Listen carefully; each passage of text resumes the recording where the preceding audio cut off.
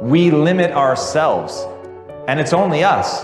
There's nobody else that's doing it to you. You've chosen to adopt those beliefs. And once you push yourself outside of that comfort zone, what becomes possible is absolutely miraculous. What is this limiting belief in my case that I'm not a good person? What does it cost me in my past to think this way? What is it costing me in this present moment to think that I'm not a good person? And here's the kicker. If I don't evolve this, if I don't get deliberate, what is it going to cost me in the future to continue to think that I'm not a good person? And the law of attraction is one that works like this. You get back from the universe, from the world, what it is that you put out there in the world. And if you're putting out there into the world that I am not worthy of attracting something beautiful into my life, that the universe will respond back to you with exactly that message. If I'm lying to you about who I am, or I'm lying to you about whatever, there's no starting point. There's a false reality. You have to create the real reality. It would be better for you to act towards an end that makes everything that's good better. That's the best way to live, to make everything that's good better. And maybe to restrict the development of everything that's malevolent and evil within yourself and in the broader world, insofar as you're able to do that.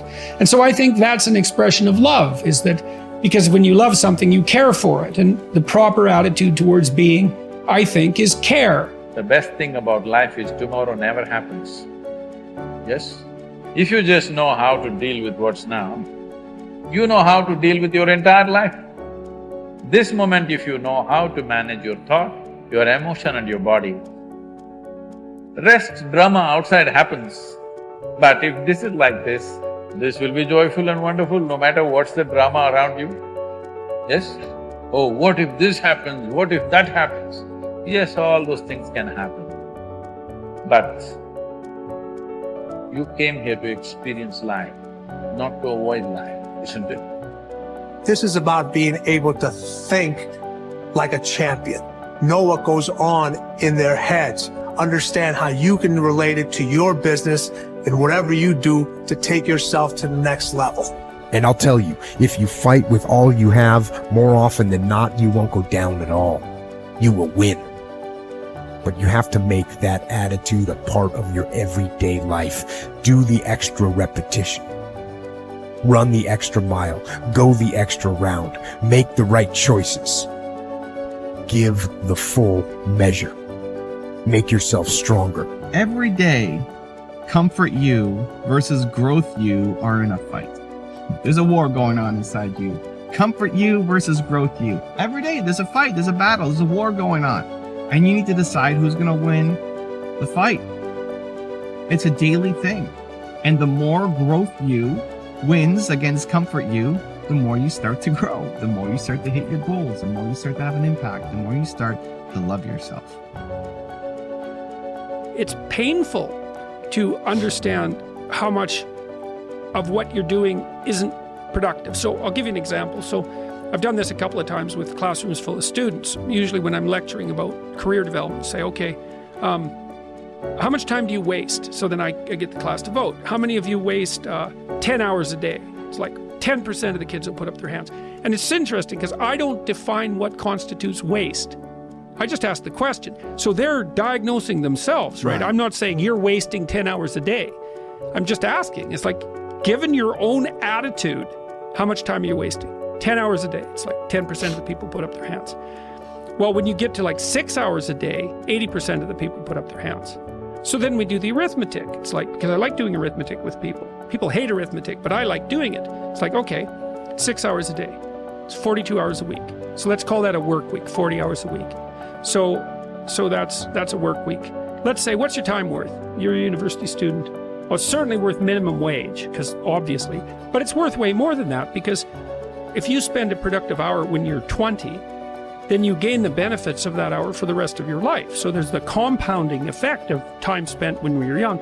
So I say, well, let's assume your time's worth $50 an hour, which I think is an underestimate, but whatever, let's call it 50. We could call it 25, but we'll call it 50. That's $2,000 a week you're wasting. It's $100,000 a year. It's like, how much better would your life be if you weren't wasting $100,000 a year? It's like, what is that over 40 years? $4 million. It's like, you're rich. You don't even know it. Quit wasting time. By your own definition. It's like people shake their heads. Well, I never thought about it that way. It's like, yeah, think about it that way. Don't waste your damn life. I know I'm a weak man. I know that I have sinned. I know that I am not perfect. But if I could have a person who's so much wiser than me, if I could look out into the future and my highest, best, strongest, happiest, boldest self could step into the situation, how would my better self advise me now? And you'll always find that your better self will say, calm down. It's not that big of a deal in the bigger picture. You're stronger than you know. Believe in your ability to figure this out. Take a breath. Take a couple breaths. Know that you could make the situation awful and make yourself feel bad, but that's your choice. Your highest self would tell you, you know what? Handle this well so you can respect yourself later. Your best self would say, handle yourself well now, just to prove that you can. Your best self would say, you know what? If you handle yourself now, you'll have fewer regrets later. Your best self would say, you know what? Instead of being angry, try to be compassionate. Because from compassion and love comes a greater power to influence than you'll ever have as an angry little child. Oof, your older self, they'd tell you, they'd learn you. They'd give you the messages that you needed to hear. What would you do as your highest self? I like my trigger for myself is when I feel those negative emotions, I ask a very specific question. My question is, if I was acting as my highest self now, what would be my next right action of integrity? Coming from a place where I want to be happy as a human being, how would I reply to this? And that changes the game. The questions we ask ourselves in moments of conflict dictate the answers and the way in which we behave. And so I say to you, take a beat, ask the questions, wonder why you're so upset, and let it go. Ask, what would my highest self do in the situation? Removing distractions is no small matter in our current culture, but it's critical. How do you do it? First, by maintaining the discipline of practicing your priorities. Don't do easy things first, or hard things first, or urgent things first. Do first things first, the activities that give you the highest return. In that way, you keep the distractions to a minimum. Second, insulate yourself from distractions. I've found that I need blocks of time to think without interruption. I've mastered the art of making myself unavailable when necessary and going off to my thinking place so that I can work without interruptions.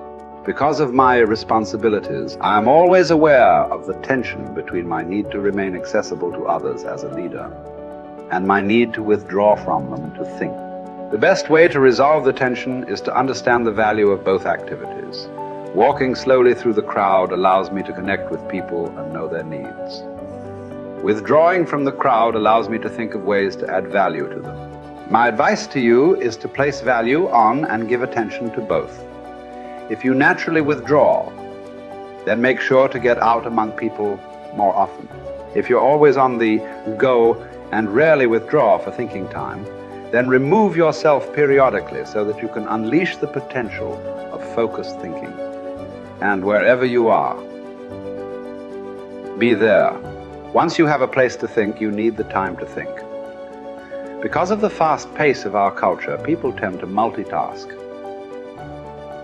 But that's not always a good idea. Switching from task to task can cost you up to 40% efficiency. According to researchers, if you're trying to accomplish many things at the same time, you'll get more done by focusing on one task at a time, not by switching constantly from one task to another. Ralph Waldo Emerson, the great transcendental thinker, believed concentration is the secret of strength in politics, in war, in trade, in short, in all management of human affairs. To help me concentrate on the things that matter, I work to keep important items before me. One way is to ask my assistant to keep bringing it up, asking me about it, giving me additional information in reference to it. I'll also keep a file or a page on my desk so that I see it every day as I work. That strategy has successfully helped me for 30 years to stimulate and sharpen ideas. If you've never done it, I recommend that you try it. Take a good look at yourself from time to time to see whether you are actually making progress. That is the most accurate measure of whether you are making the best use of focused thinking. Ask yourself, am I seeing a return for my investment of focused thinking time? Is what I am doing getting me closer to my goals? Am I headed in a direction that helps me to fulfill my commitments, maintain my priorities, and realize my dreams?